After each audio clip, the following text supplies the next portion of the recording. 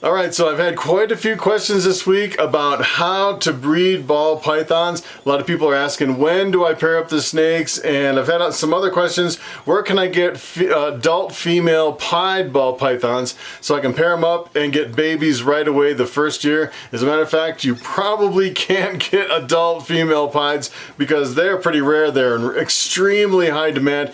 And as a matter of fact, you're thinking kind of like I did. When I first jumped in, I was like, all right, I want to do pieds and clowns. I want adult females. Where can I buy some? And pretty much I looked everywhere. I've even called some really big breeders and they said pretty much you're out of luck, and the only way to do it is to buy small ones and grow them up, or sometimes you can buy, juvenile ones kind of halfway there. There are some other options, and pretty much in this video I'm going to cover all the way from the beginning to where you're purchasing the snakes, to where you're pairing them up, all the way to where you get eggs and you hatch them and sell them, pretty much everything from A to Z.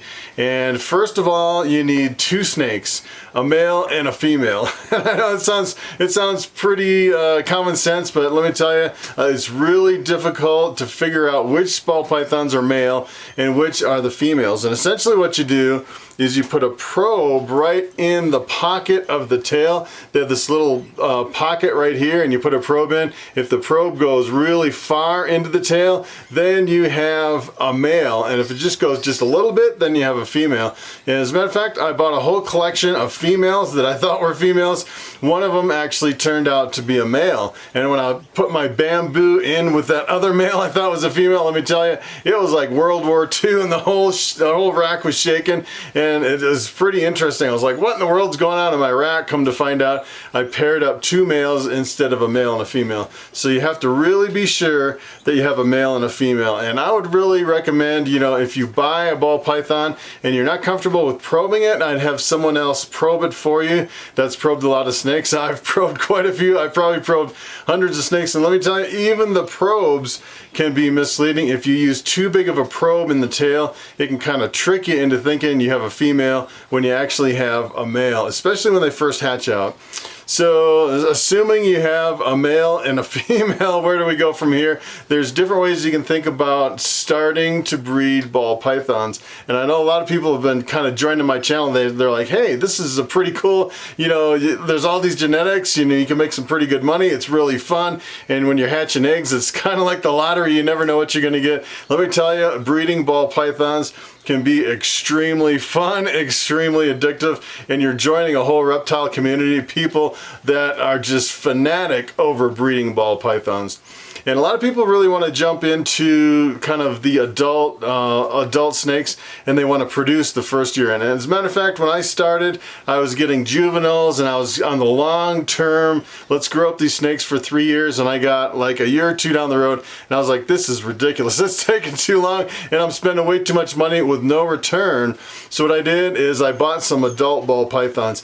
And you can't really find pied or clown females in most cases, but there are a lot of other alternatives. For example, this one right here, this is an albino, and you could go on Morph Market, you can find some really hefty female straight albinos. This one, I'd say for an albino, you're looking at anywhere from probably $800 to $1,200 for an adult male. This one's actually 2,800 grams. So this is a ready to breed female. She's had the year off. She's not for sale. I'm actually going to breed her. And the other thing you have to think about is, what is the demand for the offspring? And for albinos, it's always a super high demand. Albinos sell really fast. As a matter of fact, I think my albinos sold right after my normals. Usually the normal ball python hatchlings sell the first because they're the cheapest. Everyone wants a cheap normal ball python. Look at how big this snake is. She is a really beefy snake. And that's the other thing. So if you have, say you have multiple females and maybe you have a male and you're thinking about pairing them up, the first thing is you have to make sure that the female has the body condition and the weight before you actually pair them up. So most people say the general rule of thumb is the female has to weigh at least 1,500 grams. And I've actually bred a couple of ball pythons this year that were right at 1,500 grams. And to me, it seems like it's almost too early and they're a little bit too small. If they do lay eggs this year, they're going to be really small eggs because they're, 1,500 grams is pretty small. And then when you pair them up, usually what happens is they go off of food. So for example, this ball python, the reason I didn't pair her up this year is because she laid eggs really late in the season, and she was really skinny right after laying eggs, and she didn't go back on food right away, which was kind of unfortunate.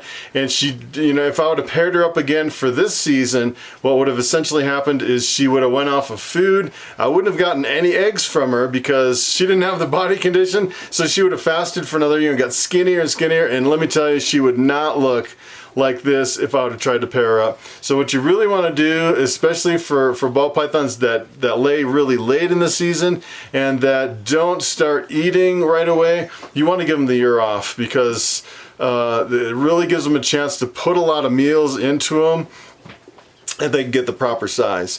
And the other thing you have to think about is,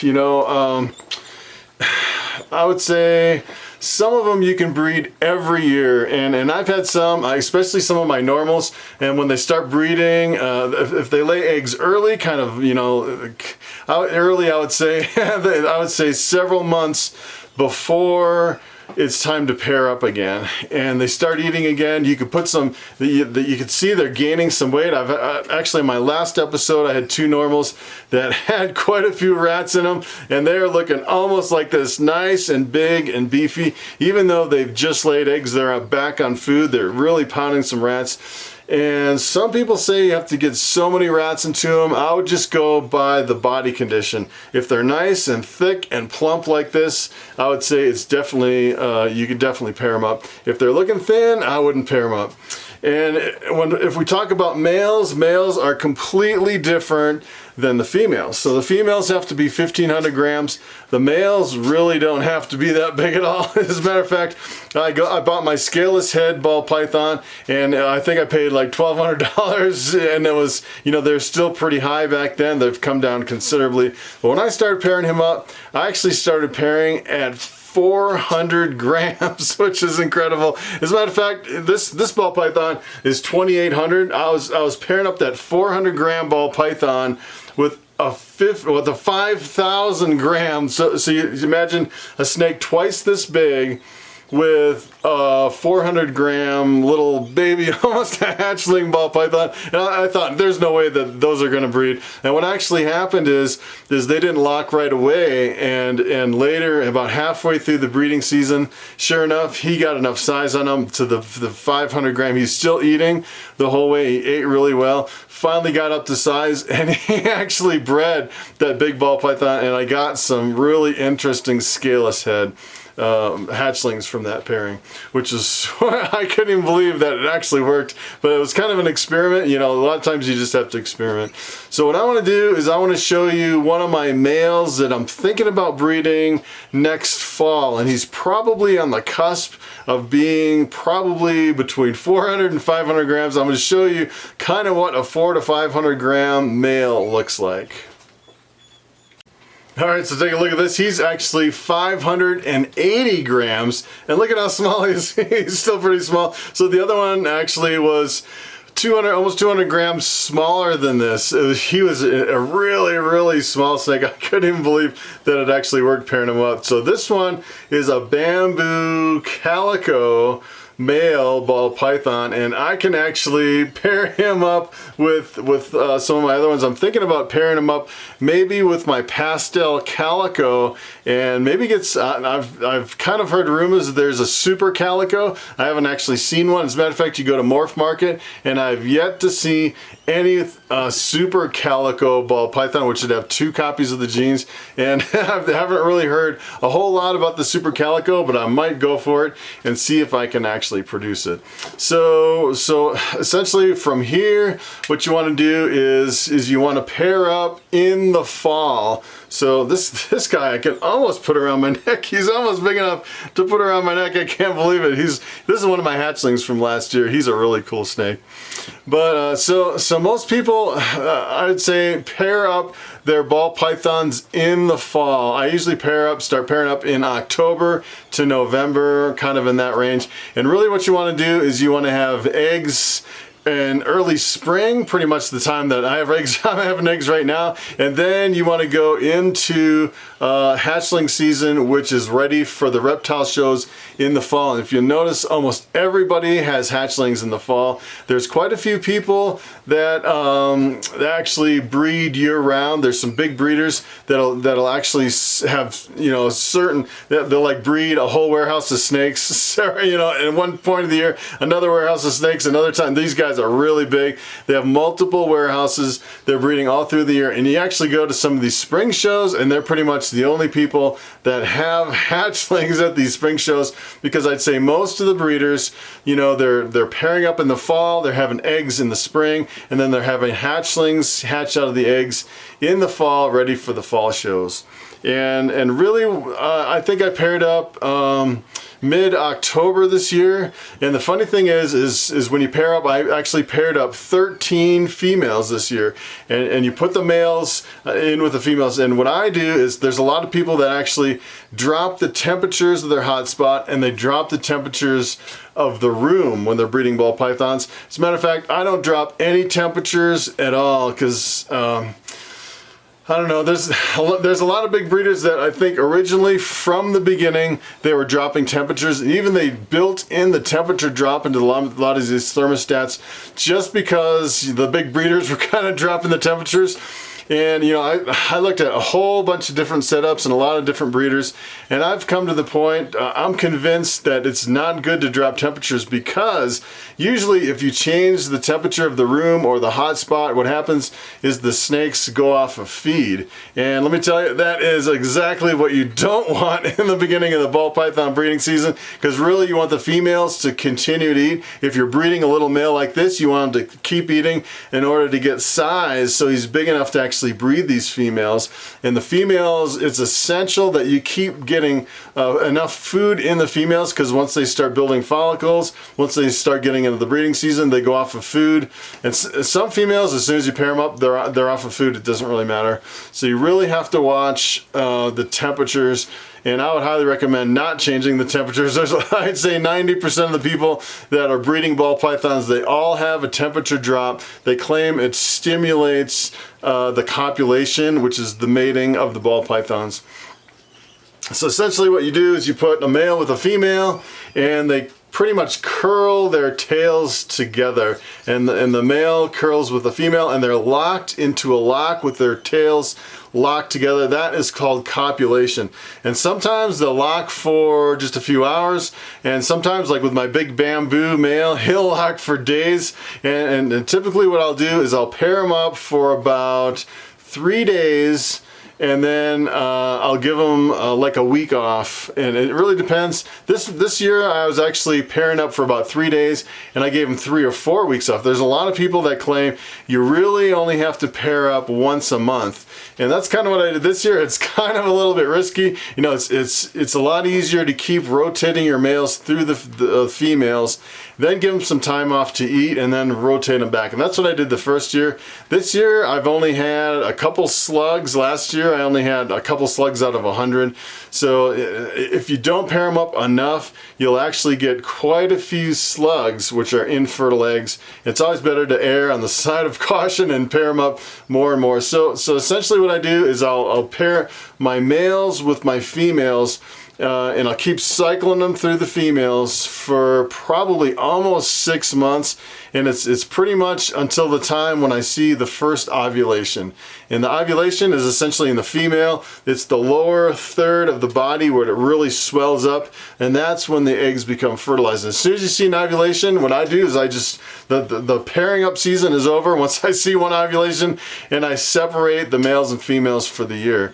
And then what happens is, it's weird because you pair up your males with their females, and they'll all breed pretty much at the same time. And then once they start laying eggs, and once they start ovulating and laying eggs, it seems like it's months and months and months apart between when they actually lay eggs. So right now I have, I think, 5 boxes of eggs, and I have some that are just ovulating, some that are just still building eggs quite a ways before ovulation. Some are still like in a pre-lay shed. So I have all these different stages of all my females, and you can't really predict it. As a matter of fact, my albinos, the one I was just showing you, she didn't lay eggs until after everyone. My 2 albinos, for some reason, laid the latest out of all my ball pythons, and that's why I gave them both the year off, because, you know, it's, if they lay too late, then you can't get enough food in them for the next season. So that is pretty much how I cycle the males through the females. And then once you get the females laying eggs, I actually just had a how to set up ball python eggs in the incubator. Yeah, I pretty much put them in a vermiculite with like an egg crate above it, put press and seal over the top, and I put them in the incubator at 90 degrees. It takes them 2 months to hatch. And then after they hatch, you have to feed your hatchlings, and you really need some rack space for your hatchlings. And right behind me, this right over here, these are my hatchling racks that I keep all my hatchlings in. And it's pretty much just temporary until I can sell them at the show, or unless I hold them back, I put them in these grow out racks right over here behind me and let them grow up as future breeders.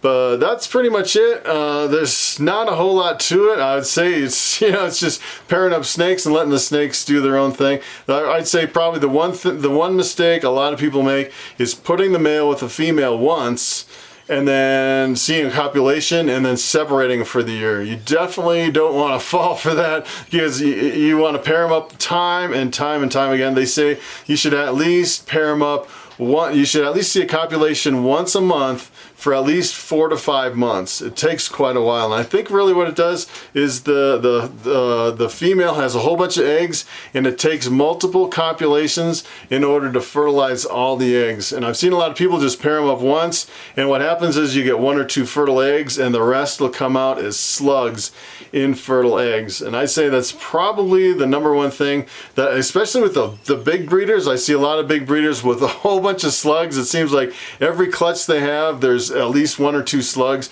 and I really think it's from not pairing up the males and the females enough.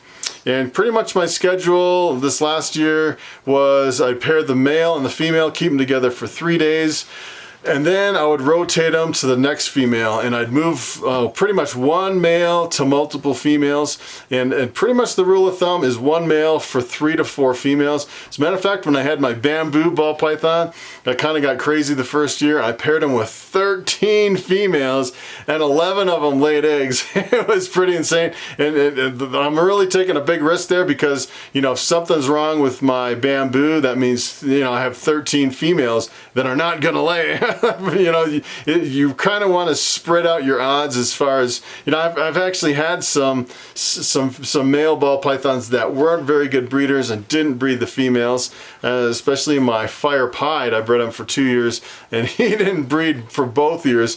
And this year he actually bred one of my normals, so that was pretty cool. So that's pretty much it as far as breeding ball pythons. I know it's a little daunting once you get into it, but it's once you figure out all you need really is a male and a female, and just pair them up, and then pretty much after the pairing season, you just separate them and wait for the eggs. And once you have the eggs, set them up in the incubator and wait for them to hatch. It's really not rocket science. It's pretty easy, and let me tell you, it is loads of fun, especially for the kids. I think watching snakes breed and the eggs hatching out, you know, it's pretty exhilarating for everyone, including the kids. So that's pretty much it. Thanks for watching, and I will see you next time.